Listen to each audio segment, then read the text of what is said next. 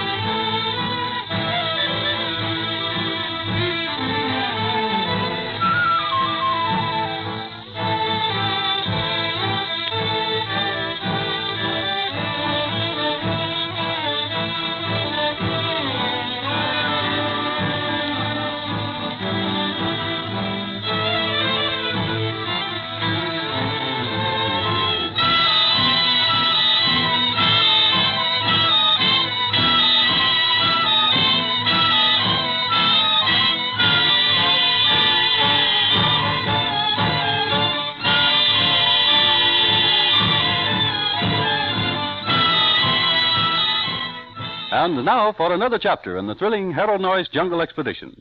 Most boys and girls have seen snakes, captured snakes, too, perhaps. But wouldn't it be something to be in on the catching of an anaconda measuring about 20 feet long?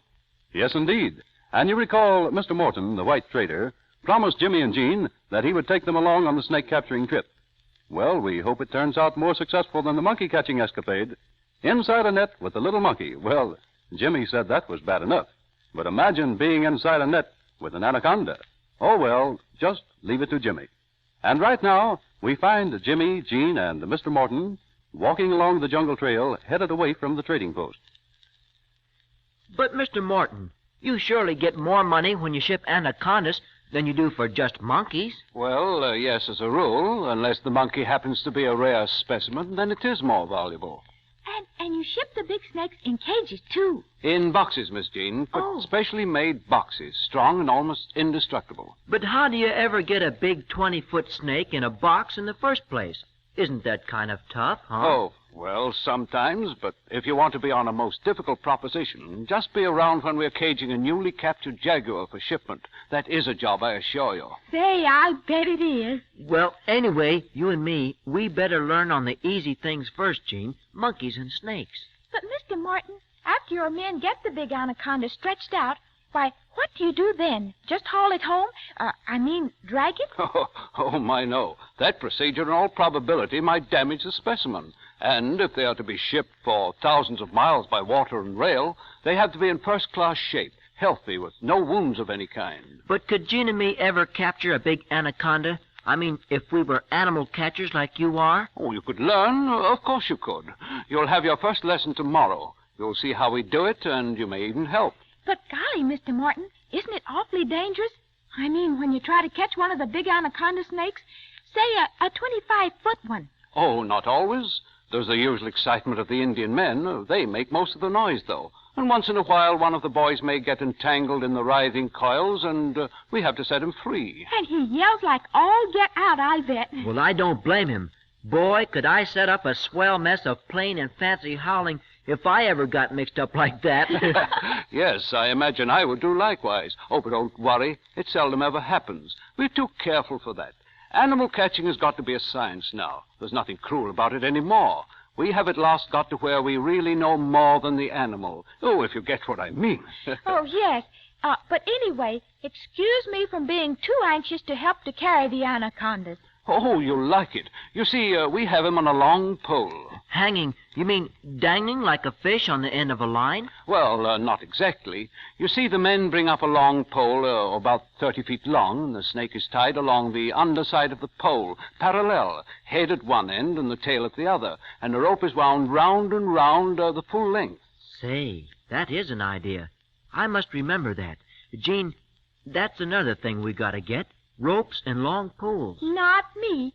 I'll take coconuts and monkeys. You can be the high, exalted, big cheese anaconda picker-upper. Oh, but little Jean, she sticks to monkeys, you bet. A very nice idea, Miss Jean. Divide the responsibilities. You each should specialize in one thing at a time. You know, sir, you want to know something? If I was to specialize in anything, you know what it would be? Oh, I haven't the faintest idea, upon my word. Magic. Magic? Yes, sir, Mr. Morton. Bad magic. The stuff Quito told us about. Oh, so Quito has been telling you about bad magic. Oh, but Jimmy, lad, there is no such thing. We whites must never countenance that stuff. But, Mr. Morton, he told us he knows about some place away up country. He called it the place that burns always. Oh, yes, I've heard of it under many different names. The burning land, the land that burns forever, the place of the great smoke and blackness, and many other terms, almost too numerous to mention. But, Mr. Morton, isn't that the same as the Black Flame country? Well, it might be. Why, oh, yes. You mean about your father, Mr. Brady? Oh, yes, sir. He's a prisoner up near the Black Flame, or maybe in the Black Flame country. Yes, Mr. Nice mentioned that, Miss Jean. He may be a prisoner up there. Oh, he is a prisoner up there. But, Mr. Morton, did you ever meet any of the Black Flame country Indians? What do they look like? Oh, that I can't say, Jimmy, never having met any of that tribe that I recall of. At least if I did, I never knew it. But why does Quito speak of bad magic? Why should Quito tell us that the elders around the campfire in his village speak about the land that burns, but they always speak in whispers? Oh, that's superstition, Jimmy. And we three, we don't deal in that kind of drivel, do we? No, I should say not. But Quito says that the Indian warriors are afraid of nothing. But they won't dare go near that land that burns. Oh, now, Miss Jean, don't pay too much attention to Quito. He's an Indian, a fine little fellow, and brave as a lion, too. But what little education he did get at the missions, well, it didn't dispel the thought of magic. No, like all Indians, he's superstitious. Oh, very much so. But, Mr. Morton, did you ever hear any of the Indians that came downriver tell anything about that place? Well, if I did, I doubt if I paid much attention. You see, Jimmy, the Indian warrior loves to tell long tales. I mean, they'll talk for hours about the most unbelievable things. But are they all unbelievable, Mr. Morton? Well, now, I'd say yes, at least most of them. Oh, I remember when I was first assigned to this post, I did interest myself in many things, tried to get to the bottom of many of the wild tales told around the campfires. But my investigations always ended in the same way. Nothing, no foundation at all. You never discovered any truth in the wild tales? Never. Oh, I recall rumors of pygmies, a pygmy tribe of Indians back in the hinterland somewhere. I investigated, but could get no proof at all. Never have been any pygmies down at my station. But there could be pygmies, Mr. Morton, couldn't there? Oh, surely, there might be. They do have pygmy tribes in Africa, little people. Not much was known of them until about a few years ago. Well, that's what I mean, Mr. Morton. Well, for instance, the pygmy tribes must have been in Africa for hundreds of years, or maybe thousands, but nobody knew about them until not many years ago. Oh, that's true, Jimmy. And this Amazon country, it's a big one, I tell you, perhaps containing more unexplored land than any other spot on the face of this earth.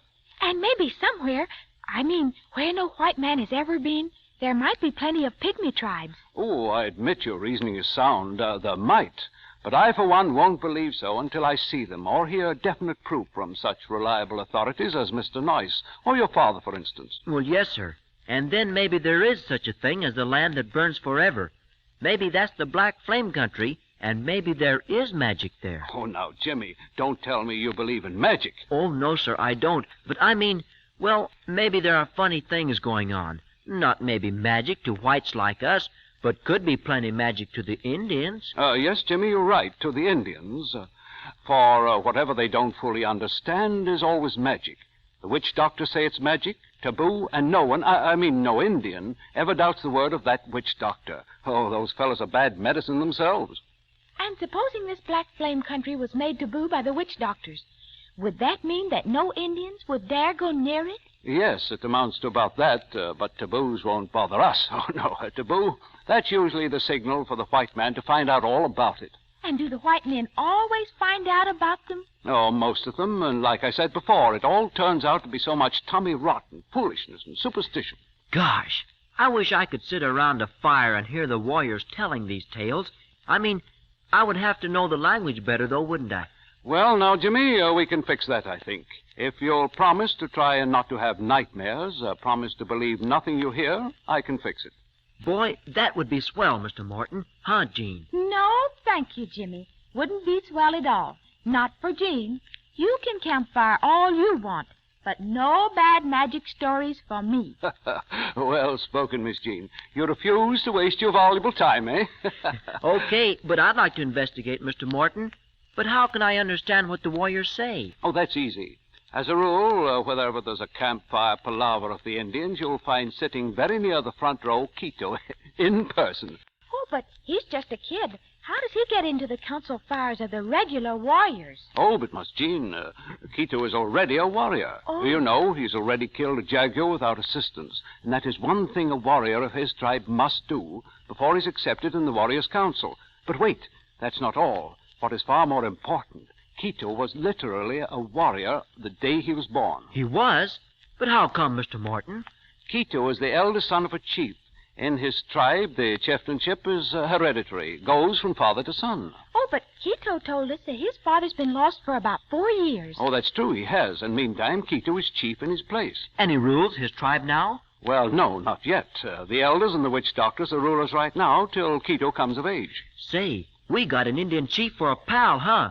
Kind of swell at that. Yes, and whenever you find a campfire, Quito will be there. He'll interpret for you, tell you all the details, and you'll hear about the Crocodile Queen very likely. The Crocodile Queen? Yes, a legend somewhere in the hinterland. A tribe ruled by a queen with golden hair. She lives in a temple or a castle on an island in a lake, guarded by crocodiles and all that sort of foolishness. Gosh, a queen with golden hair, huh? Yes, and that isn't all. You'll hear all about the headless men. Hector's pup, the headless man? Oh, surely. That story has been going the rounds for a long time. Oh, yes, indeed. You mean there's a tribe of Indians without heads? The campfire Indians say so. But gosh, how can they be? If the warriors have no heads, why, how can they see? According to the story, they have one eye, just one, and it's in the middle of the chest. Well, I'll be a kippered herring. That is bad magic. Hector's pup, Jimmy. Wild warriors without heads. Yeah, and only one eye in the middle of the chest.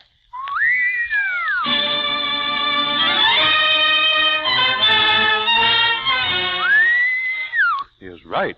Like Jimmy always says. What kind of a jungle is this, anyway? Pygmy tribes, black flames, crocodile queens, bad magic, and witch doctors that do strange things. But just you wait and see. Jimmy and Jean are going to learn the truth about all this, or know the reason why, and they don't intend to waste any time either. So tune in next time. A big surprise is coming up.